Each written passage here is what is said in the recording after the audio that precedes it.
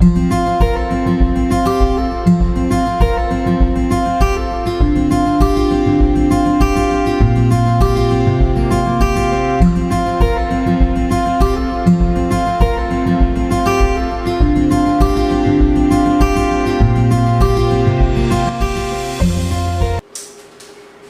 ধন্যবাদ করি যে আজকে আবার একবার এই অনলাইন শিক্ষা কার্যক্রমের এই অধিবেশনে উপস্থিত হওয়ার সুযোগ ঈশ্বর দিয়েছেন এবং আজকে আমাদের এটি ৮ম অধিবেশন। গত অধিবেশনে আমরা যোসেফের জীবনের কিছু অংশ আমরা দেখেছিলাম এবং তার জীবনের পরবর্তী অংশ, তার জীবনে যে চূড়ান্ত উন্নতি, তার বিশ্বস্ততার যে চূড়ান্ত পুরস্কার, আমরা সেই বিষয়ে লক্ষ্য করব।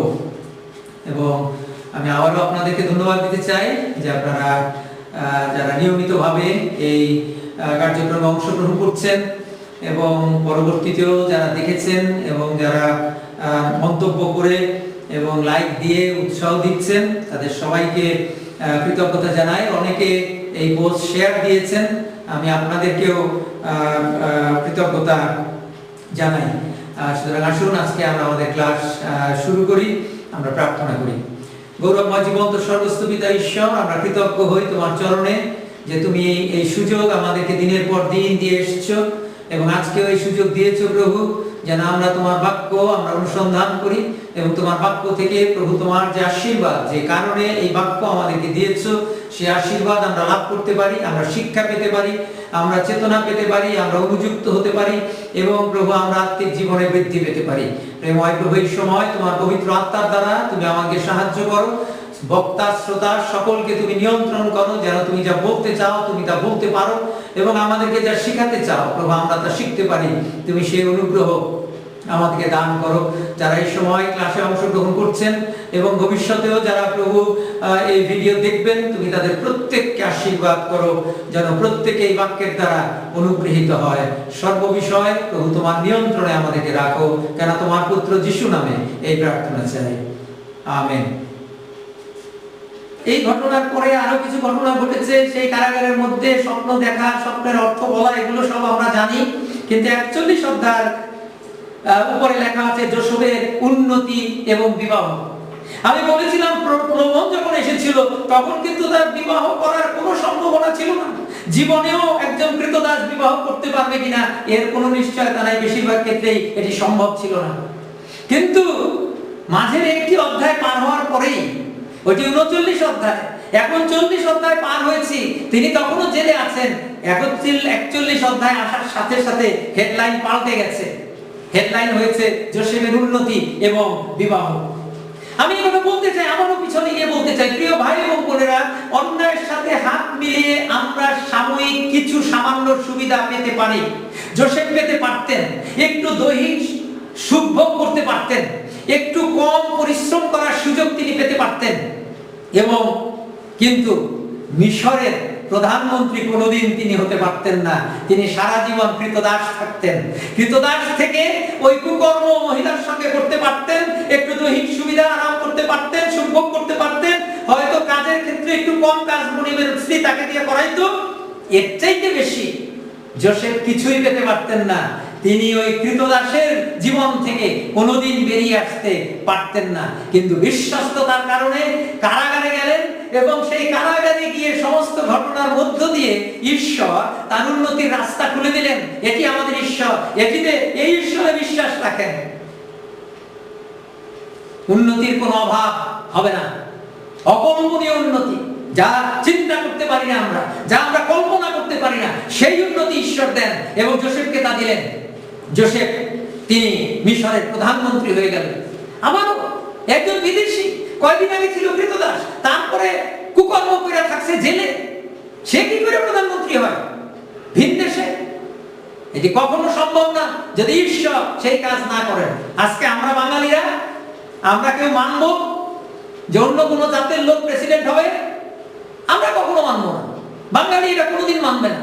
আমরা অনেক ক্ষেত্রে দেখি, অনেক চাকরি বাকরির ক্ষেত্রে, সরকারি চাকরি বাকরির ক্ষেত্রে দেখি যে বাঙালি না হলে একটা সার্টেন লেভেল পর্যন্ত গিয়ে তারপরে আর তারা উঠতে পারে না, কারণ সে বাঙালি না, বাঙালি তার অধীনে কাজ করবে না।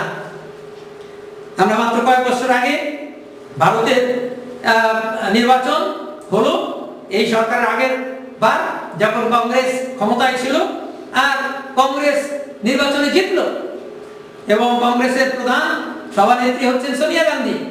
এবং সোনিয়া গান্ধী তিনি ভারতের, অবশ্যই তিনি ভারতের নাগরিক এখন, এবং তিনি এই পার্টির প্রধান।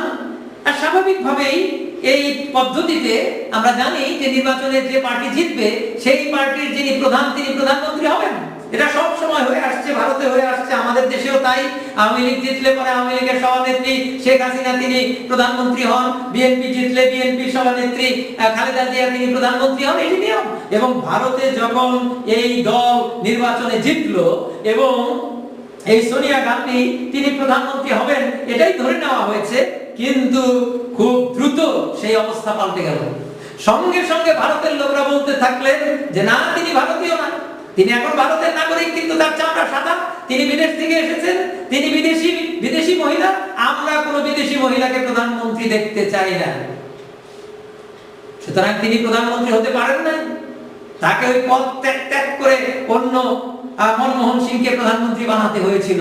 তাহলে কি করে জোসেফ, সোনিয়া গান্ধী তো গান্ধী পরিবারের লোক, তিনি তো কংগ্রেস পার্টির প্রধান, তিনি তো এমনি এমনি প্রধানমন্ত্রী হতে পারেন, তিনি তো ভারতের নাগরিক। আর জোসেফকে, জোসেফ বিদেশি, এই দেশের নাগরিক না, জোসেফ একজন কৃতদাস, জোসেফ বেবিজানের দায়ে জেল খাটা একটা মানুষ। সেই মানুষ কি করে প্রধানমন্ত্রী হয়? কারণ ঈশ্বর বিশ্বস্ততার পুরস্কার দাতা এবং অলৌকিক পুরস্কার দেন, চিন্তার অতীত কল্পনার অতীত উন্নতি দেন আমার ঈশ্বর। কারণ তিনি বিশ্বস্তের সঙ্গে থাকেন এবং তার পক্ষে আশ্চর্য কার্য করেন। এবং আমরা জানি এরপরে সেই রাজা স্বপ্ন দেখলেন, জোসেফ স্বপ্নের অর্থ বললেন। এখানেও শিক্ষা আছে। আমরা অনেকবার ঈশ্বরের আশীর্বাদে যদি কিছু করতে পারি, আমাদের যদি বিশেষ কোনো দক্ষতা থাকে, আমরা যদি একটু ভালো প্রচার করতে পারি, আমার প্রার্থনায় যদি একটু রোগী সুস্থ হয় আর সঙ্গে সঙ্গে আমাদের বুক উঁচু হয়ে যায় আর আমি বলতে শুরু করে দিই, আমি পারি, আমি জানি, আমি অমুক, আমি তমুক, এটি ঈশ্বরের লোকের চরিত্র নয়, ঈশ্বরের অনুগ্রহ। আমি যা জানি, আমি যা পারি, তার সবকিছু ঈশ্বরের অনুগ্রহ এবং ঈশ্বরের গৌরবের জন্য। এই মনোভাব থাকা দরকার। জোসেফ কে যখন রাজা শুনলেন তার এই কথা, আর জোসেফ রাজা তাকে ডেকে পাঠালেন, আর রাজা তাকে বললেন যে আমি শুনেছি, তখন ফৌরন জোসেফকে কহিলেন 41 অধ্যায়, আমি এক স্বপ্ন দেখিয়াছি, তাহার অর্থ করিতে পারে এমন কেউ নাই, কিন্তু তোমার বিষয়ে আমি শুনিয়াছি যে তুমি স্বপ্ন শুনিলে অর্থ করিতে পারো। জোসেফ তো বলতে পারতেন, হ্যাঁ রাজা মশাই, আপনি তো জানেন, আপনার ওই চাকরের ডাক্তার জিগান, আমি বলছি, যা বলছি তাই হয়েছে, যেটা মরতে বলছি এটা মরছে, যেটা জেতা হবে এটা জেতা হয়েছে। নম্রতা, ঈশ্বরকে গৌরব দেওয়া। জোসেফ ফরৌনকে উত্তর করিলেন, তাহা আমার অসাধ্য, ঈশ্বরই ফরৌনকে মঙ্গলযুক্ত উত্তর দিবেন। আমার অসাধ্য, ঈশ্বর মঙ্গলযুক্ত উত্তর দেবেন। স্বপ্নের অর্থ আমার কাজ নয়, ঈশ্বর তিনি সেই কাজ করবেন। 25 পদে লেখা আছে, তখন জোসেফ ফরৌনকে কহিলেন, ফরৌনের স্বপ্ন এক, ঈশ্বর যাহা করিতে উদ্যত হইয়াছেন তাহাই ফরৌনকে জ্ঞাত করিয়াছেন এই স্বপ্নের মধ্য দিয়ে। এবং তারপরে তিনি সেই কথা জানিয়ে দিলেন। এবং এই যে দুর্ভিক্ষের সময় প্রথমে ফসল হবে না 7 বছর, সেই সময় সেই ফসল সংগ্রহ করে রাখতে হবে 7 বছর, যেন পরবর্তী 7 বছর দুর্ভিক্ষের সময় যথেষ্ট খাদ্য থাকে। এবং জোসেফ সেই পরামর্শ রাজাকে দিলেন। রাজা তাজ্জব করে গেলেন এবং রাজা অবাক হয়ে গেলেন। এবং 32 পদে লেখা আছে, আর ফরৌনের নিকটে 2 বার স্বপ্ন দেখাইবার ভাব এই, ঈশ্বর ইহা স্থির করিয়াছেন এবং ঈশ্বর ইহা শীঘ্র ঘটাইবেন। কারণ 2টি স্বপ্ন ছিল, 2টি একই অর্থ ছিল। একটি হলো গরুর, আর একটা হলো ধানের শীষ, গমের শীষ।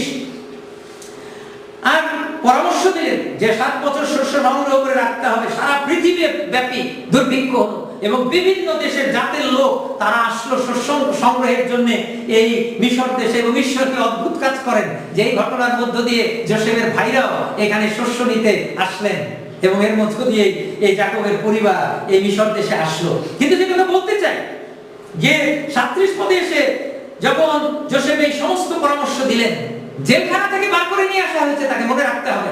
ব্যভিচারের দায়ে জেলে আছেন তিনি, সেই যোসেফ।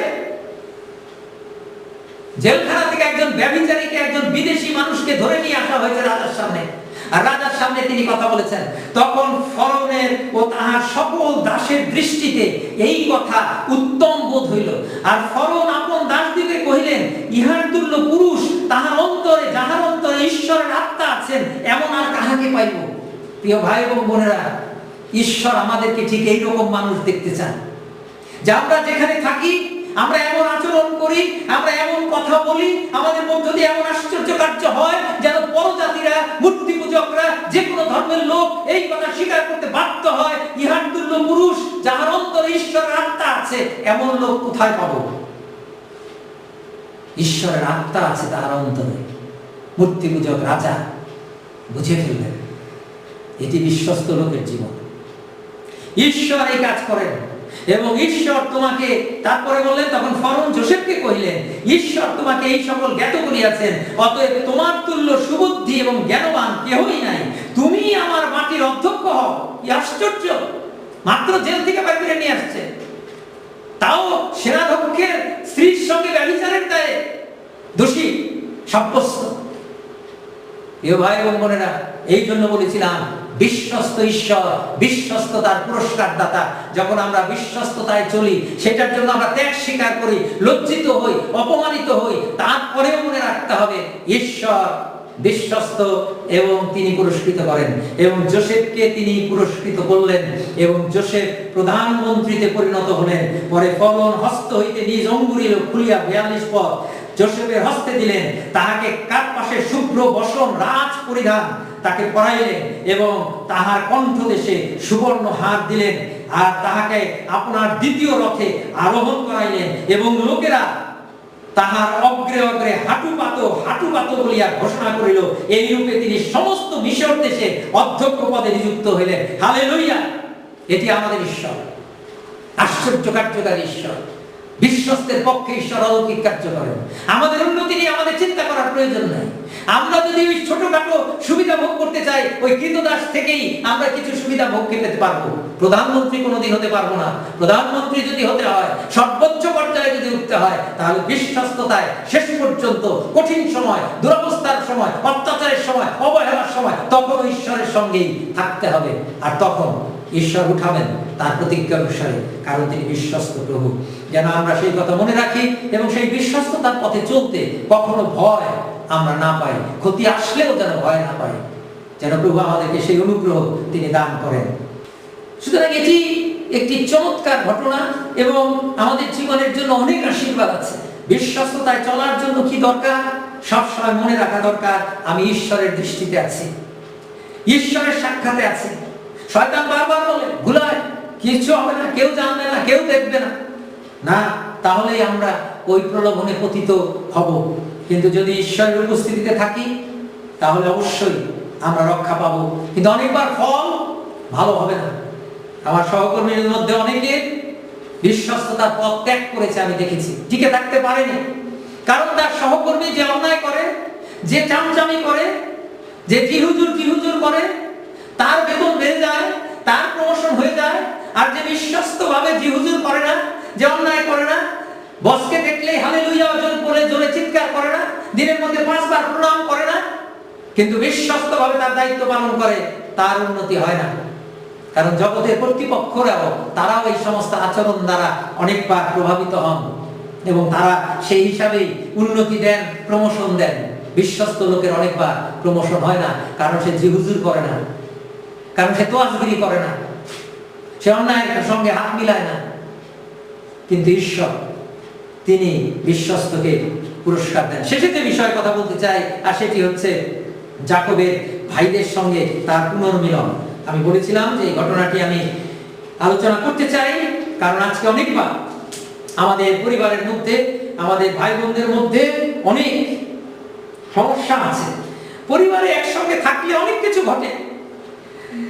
এসব এবং যাকবের জীবনে ঘটেছে। নিঃসন্দেহে এসব সে প্রতারিত হয়েছে, সে তার অধিকার থেকে, আশীর্বাদ থেকে বঞ্চিত হয়েছে, এমনকি খুন করতে চেয়েছে।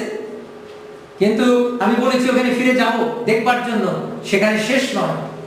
যোসেফের প্রতি যোসেফের ভাইরা অন্যায় করেছে, নিদারুণ অন্যায়, মেরে ফেলতে চেয়েছে, শেষে বিক্রি করেছে, এবং তার বয়স ছিল খুব কম, সে খুব ছোট ছিল, আর তাকে পাঠিয়ে দেওয়া হয়েছে। কিন্তু এই পুনর্মিলনের ঘটনা আমাদেরকে শিক্ষা দেয় যে ওইগুলোকে ধরে রেখে পরিবারের যে সম্পর্ক, ভাই বোনের সঙ্গে যে সম্পর্ক, সেই সম্পর্ক যেন ধ্বংস না হয়। আমরা যেন পরস্পরকে ক্ষমা করতে শিখি এবং ক্ষমা করে আমরা পুনর্মিলিত হই। যেখানে আনন্দ আছে, শান্তি আছে, চোখের জল আছে। কিসের চোখের জল? আনন্দের চোখের জল। সম্বরণ করতে পারলেন না, 45 এলাকা আছে, তখন যোসেফ আপনার নিকটে দণ্ডায়মান লোকদের সাক্ষাতে আত্মসম্বরণ করিতে পারিলেন না। তিনি উচ্চস্বরে কহিলেন, আমার সম্মুখ হইতে সব লোককে বাহির করো। তাহাতে কেহ তাহার কাছে দাঁড়াইল না। আর তখনই যোসেফ ভাইদের কাছে আপনার পরিচয় দিতে লাগিলেন। তিনি উচ্চস্বরে রোদন করিলেন, আনন্দে কাঁদলেন ভাইদের সঙ্গে মিলিত হওয়ার জন্য, যারা তার প্রতি অত্যাচার করেছে, চরম অত্যাচার। ক্রন্দন করলেন। মিস্রীয়রা যারা বাইরে ছিল এত জোরে চিৎকার করে কাঁদলেন যে বাইরে বসে তারা শুনতে পাইল এবং ফরনের গৃহস্থিত লোকেরাও শুনিতে পাইল। পরে যোসেফ আপন ভাইদের কহিলেন, আমি যোসেফ, আমার পিতা কি এখনো জীবিত আছেন? ইহাতে তাহার ভাইরা তাহার সাক্ষাতে বিভ্রম হইয়া পড়িলেন, উত্তর করিতে পারিলেন না। ভয়ে তাদের প্রাণ যাওয়ার অবস্থা, যে খাইছে, এইবার জানি কি হয়। এত ক্ষমতার অধিকারী যোসেফ আজকে, তাইলে এখন আমাদের সেই অন্যায়ের শাস্তি সে আমাদেরকে দেবে। তাই তারা ভাবলো। পরে যোসেফ এখন ভাইদের কহিলেন, বিনয় করি আমার নিকটে আইসো। তাহারা নিকটে গেলেন। তিনি কহিলেন, আমি যোসেফ তোমাদের ভাই, যাহাকে তোমরা মিশরগামীদের কাছে বিক্রয় করিয়াছিলে। তারপরে কি বলেছে?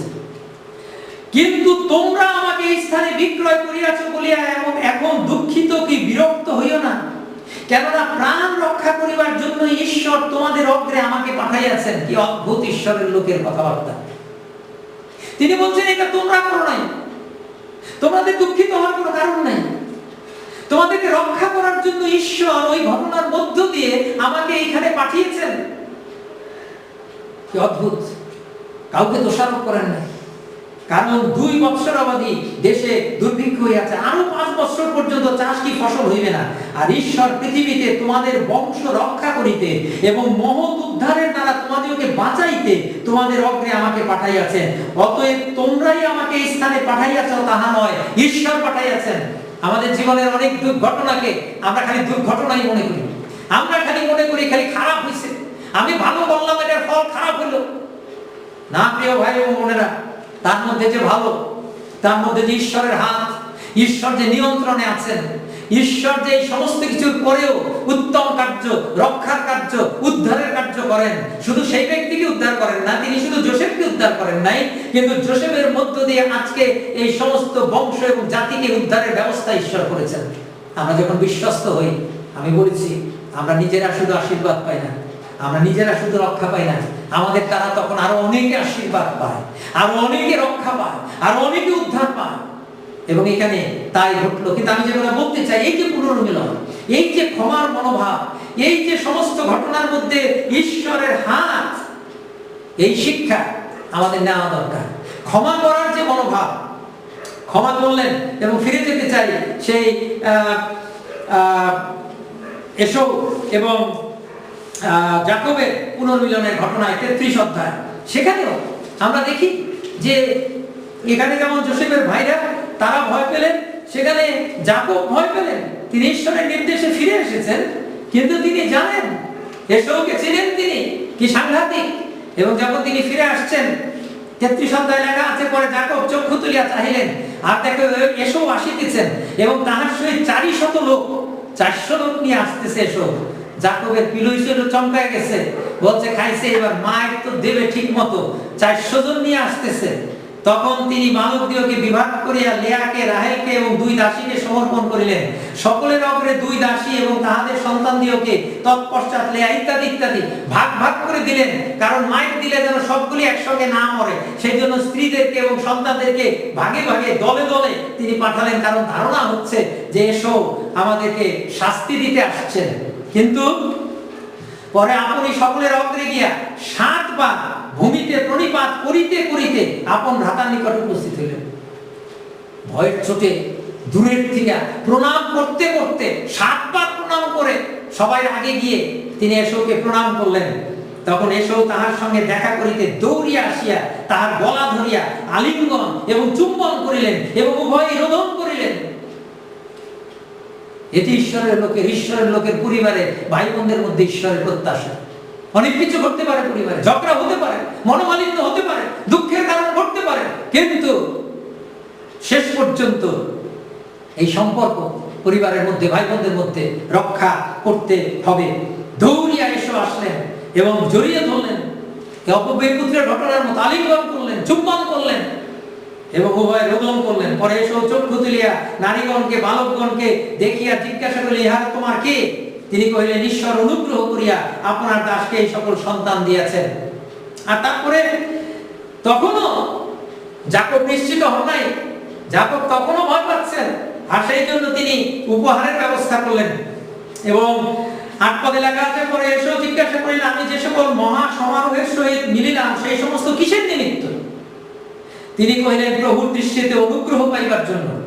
তখন এসেও কহিলেন, আমার যথেষ্ট আছে। এই যে মনোভাব, যাকব অনেক কিছু উপহার তাকে দিতে চান, উপঢৌকন, অনেক পশুধন, অনেক মেষ, অনেক চাকর বাকর তিনি এসবকে দিতে চান, কিন্তু এসব বলছেন, আমার যথেষ্ট আছে ভাই, তোমার যাহা তাহা তোমার থাকুক। কি অদ্ভুত মনোভাব না? এই যে মনোভাব, যাকব কহিলেন, তাহা নয়, বিনয় করি, আমি যদি আপনার দৃষ্টিতে অনুগ্রহ পাইয়া থাকি তবে আমার হস্ত হইতে উপঢৌকন গ্রহণ করুন, কেন আমি ঈশ্বরের মুখ দর্শনের ন্যায় আপনার মুখ দর্শন করিলাম। আমি যদি ঈশ্বরকে দেখলাম, মঙ্গলময় ঈশ্বর, দয়াময় ঈশ্বর, ক্ষমাশীল ঈশ্বরকে দেখলাম, আপনিও আমার প্রতি প্রসন্ন হইলেন। বিনয় করি, আপনার কাছে যে উপঢৌকন আনা হইয়াছে তাহা গ্রহণ করুন, কেন ঈশ্বর আমার প্রতি অনুগ্রহ করিয়াছেন এবং আমার সকলই আছে। এই সমস্ত সাধ্য সাধনা করলে পর এসেও তাহা গ্রহণ করিলেন। এবং তারপরে তিনি তাদেরকে এই লোকজন দিয়ে না, তার সেই দলবল নিয়ে ভাইকে এবং ভাইয়ের পরিবার সমস্ত কিছু তিনি নিয়ে গেলেন। অদ্ভুত পুনর্মিলন। প্রিয় ভাই এবং বোনেরা, আজকে অনেক ক্ষেত্রে আমাদের সেই অতীতের যে যৌথ পরিবার, সেই সমস্ত কিছু শেষ হয়ে গেছে, কিন্তু আমাদের সম্পর্ক রক্ষার জন্য এই মনোভাব দরকার, ক্ষমা করার মনোভাব, গ্রহণ করার মনোভাব, যেন আমরা এক ঐক্যে এই যে আনন্দ, এই যে শান্তি, এর মধ্যে আমরা বসবাস করতে পারি। প্রভু আমাদেরকে সেই আশীর্বাদ দান করুন, আমরা প্রার্থনা করি। গৌরবময় জীবন্ত পিতা, আমরা ধন্যবাদ দেই যাকবের জীবনের জন্য, যোসেফের জীবনের জন্য, যে সব জীবনের মধ্য দিয়ে প্রভু তুমি আশ্চর্য কার্য করেছো, তোমার পরিকল্পনাকে তুমি অগ্রসর করে নিয়ে গিয়েছো এবং তোমার উপস্থিতির মধ্য দিয়ে তাদের জীবনকে আশীর্বাদ যুক্ত করেছো এবং তারাও তোমার প্রতি বাধ্যতায় এবং বিশ্বস্ততায় প্রভু তারা চলেছেন। কঠিন পরিস্থিতির মধ্যেও প্রভু তারা আপোষ করেননি, অন্যায়ের প্রতি প্রভু আপোষ করেননি, কিন্তু বিশ্বস্ততায় জীবন যাপন করেছেন এবং তুমি বিশ্বস্ততার পুরস্কারদাতা ঈশ্বর। তুমি তাদেরকে পুরস্কৃত করেছো, আশীর্বাদ যুক্ত করেছো, অলৌকিক ভাবে আশীর্বাদ করেছো। পিতা, তুমি আমাদের প্রতি দয়া করো, যেন আমরা সেই পথে চলতে পারি। বিশ্বস্ততার পথে চলতে গিয়ে যদি ক্ষতি স্বীকার করতে হয়, প্রভু আমরা প্রস্তুত থাকি এই বিশ্বাসে যে শেষ ফল হবে প্রভু তোমার আশ্চর্য আশীর্বাদ, তোমার আশ্চর্য অনুগ্রহ। আমরা নিজেরা আশীর্বাদ প্রাপ্ত হব এবং আমাদের মধ্য দিয়ে আরো অনেকে প্রভু আশীর্বাদ প্রাপ্ত হবে। প্রেমময় পিতা, সেই 2 ঘটনায় ভাইদের মধ্যে পুনর্মিলনের যে অনুগ্রহ আমরা দেখেছি প্রভু, সেটি আমাদের জীবনে গ্রহণ করতে সাহায্য করো, যেন আমরা পরিবারের মধ্যে, ভাই বোনদের মধ্যে যত কিছুই হোক প্রভু, আমরা সুসম্পর্কের মধ্যে আমরা বসবাস করতে পারি, শান্তিতে, আনন্দে, সম্মানের সঙ্গে আমরা বাঁচতে পারি। সেই আশীর্বাদে আমাদেরকে আশীর্বাদ যুক্ত করো, কেন আমরা তোমার পুত্র, আমাদের জীবন্ত মুক্তিদাতা যিশু নামে এই প্রার্থনা চাই। আমেন।